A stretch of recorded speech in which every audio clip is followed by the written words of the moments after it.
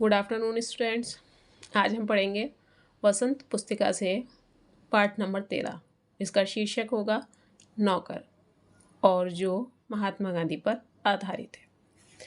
आज मैं आपको बताने के लिए इसके क्वेश्चन आंसर पढ़ रही थी, तब मुझे एक क्वेश्चन दिखाई दिया। इसमें मैंने पढ़ा, आश्रम में काम करने या करवाने का कौन सा तरीक़ा गांधी जी अपनाते थे। इसे पाठ पढ़कर लिखो। चूँकि मुझे कहानियाँ पढ़ना बहुत अच्छा लगता है, हालांकि आप ये कहानी पढ़ चुके होंगे या पढ़ रहे होंगे, लेकिन आज ये कहानी आपके साथ मैं पढ़कर शेयर करती हूँ और फिर इस कहानी को पढ़ने के बाद हम इसके क्वेश्चन आंसर सॉल्व करेंगे।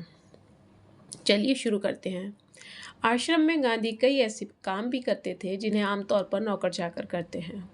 जिस ज़माने में वे बैरिस्टरी से हज़ारों रुपए कमाते थे, उस समय भी वे प्रतिदिन सुबह अपने हाथ से चक्की पर आटा पीसा करते थे।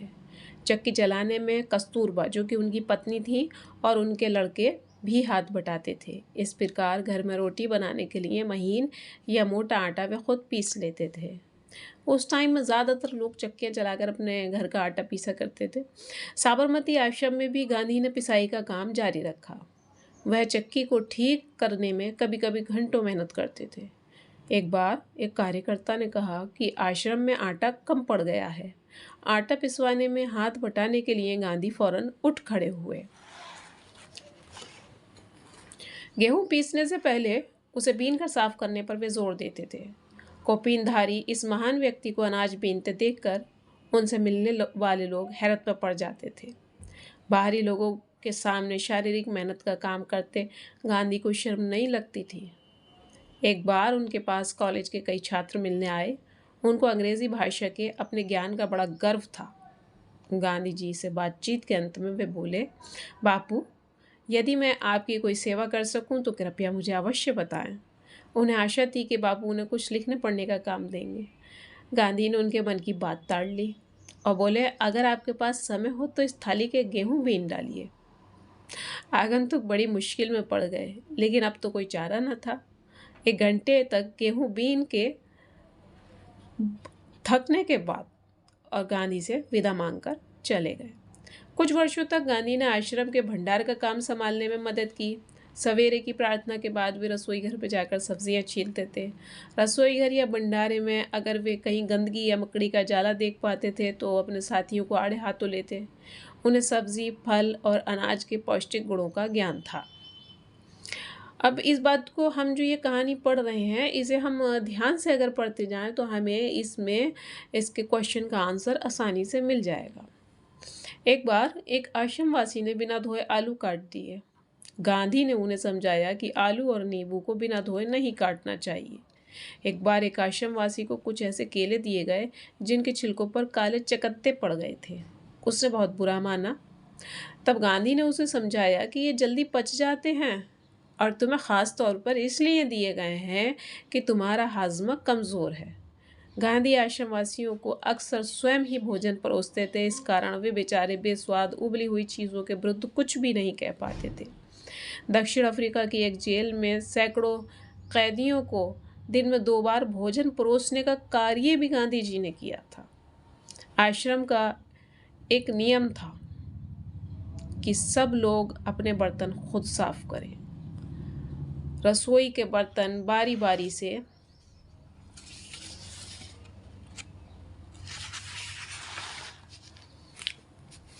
कुछ लोग दल बांधकर धोते थे। एक दिन गांधी ने बड़े बड़े पतीलों को खुद साफ करने का काम अपने ऊपर ले लिया।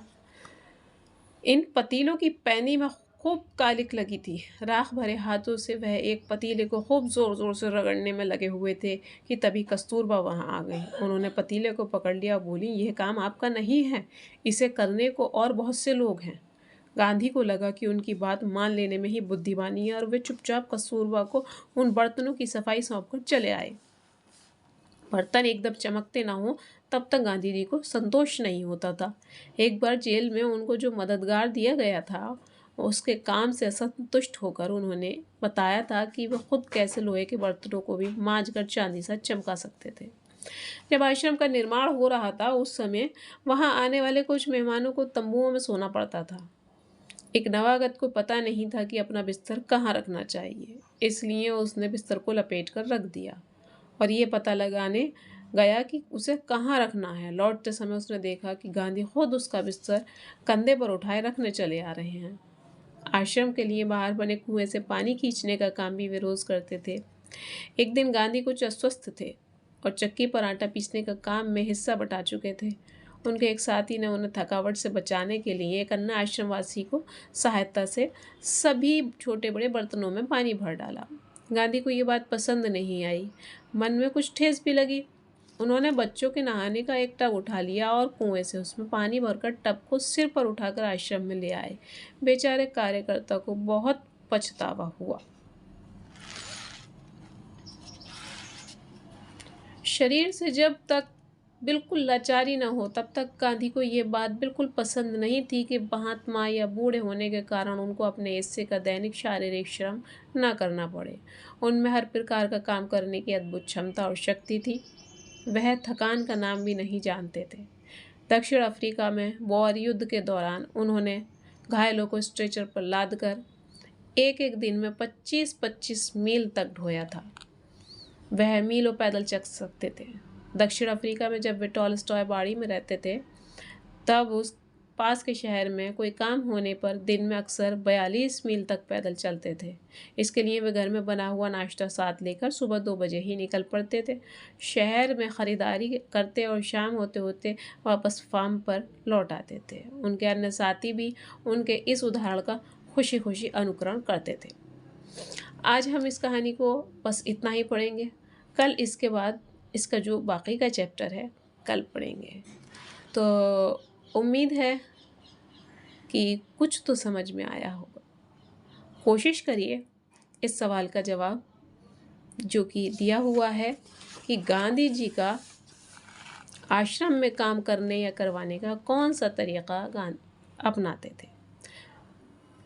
तो अगर मेरा वीडियो पसंद आए तो लाइक शेयर सब्सक्राइब ज़रूर करिए और प्लीज़ कमेंट्स करके बताइए कि मुझे आगे आपको समझाने के लिए और खुद समझने के लिए क्या करना चाहिए। तब तक के लिए गुड लक, गुड बाय।